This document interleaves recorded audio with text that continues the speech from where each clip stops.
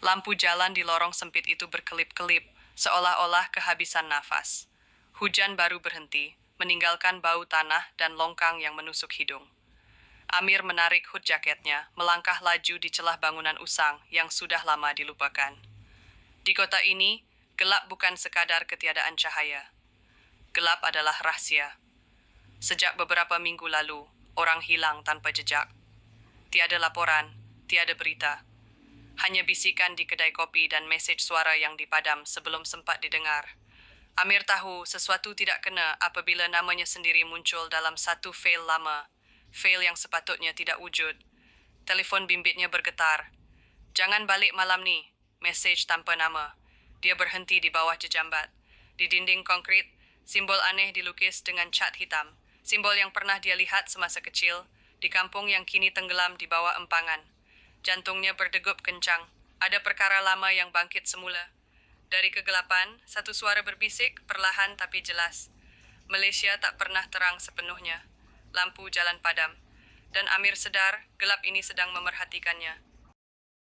Ya, jam menunjukkan 2:07 pagi apabila lift berhenti sendiri di tingkat yang tiada dalam senarai.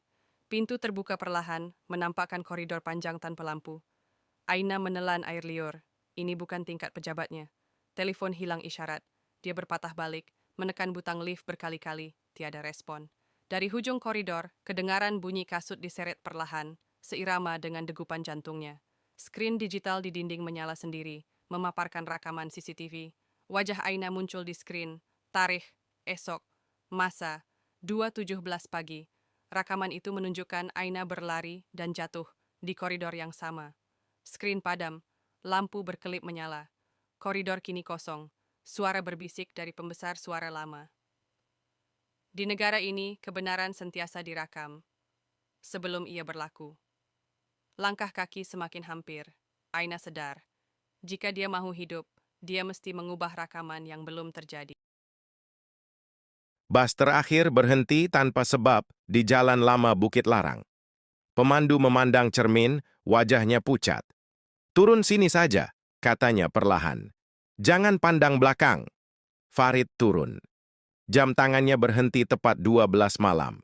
Jalan itu sunyi, hanya bunyi cengkerik dan angin menyapu daun kering.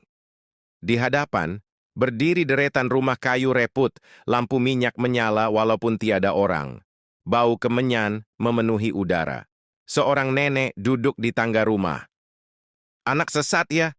tanyanya, sambil tersenyum, giginya hitam. Farid mengangguk. Nenek itu menunjuk ke hujung jalan. "Jalan keluar ada, tapi jangan jawab bila orang panggil nama kamu." Farid berjalan. "Farid!" Langkahnya terhenti. "Farid!" Suara itu kini betul-betul di belakang telinganya. Dia ingat pesan nenek. Dia tidak berpaling, tidak menjawab. Tiba-tiba lampu jalan menyala. Jalan kembali seperti biasa. Tiada rumah, tiada nenek. Jam tangannya bergerak semula. Keesokan hari, berita melaporkan 3 orang hilang di Bukit Larang malam tadi. Farid tahu, jika dia menjawab, namanya akan jadi yang keempat. Fail itu nipis, tapi beratnya membuatkan tangan hakim menggigil. Hanya satu perkataan tertulis di kulit hadapan. Senyap. Di parlemen, lampu masih menyala walaupun jam sudah melepasi tengah malam. Hakim tahu, keputusan penting tidak pernah dibuat di siang hari. Di bilik mesyuarat tertutup, suara-suara bercakap perlahan, nama disebut tanpa direkod. Janji dibuat tanpa saksi. "Kalau fail itu bocor," kata seorang lelaki berkerusi empuk, "negara akan bergoncang." Hakim membuka fail.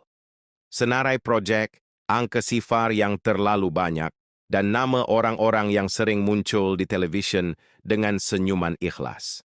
Di muka terakhir, tertulis satu ayat. "Kebenaran ini tidak sesuai untuk rakyat." Telepon hakim bergetar. Nombor tidak dikenali. "Awak ada 2 pilihan," suara itu berkata tenang.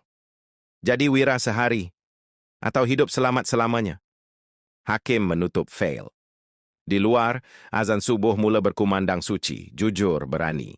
Di dalam bilik, semua mata memandangnya. Hakim tahu di Malaysia yang gelap ini, kebenaran bukan hilang. Ia disimpan oleh orang yang salah.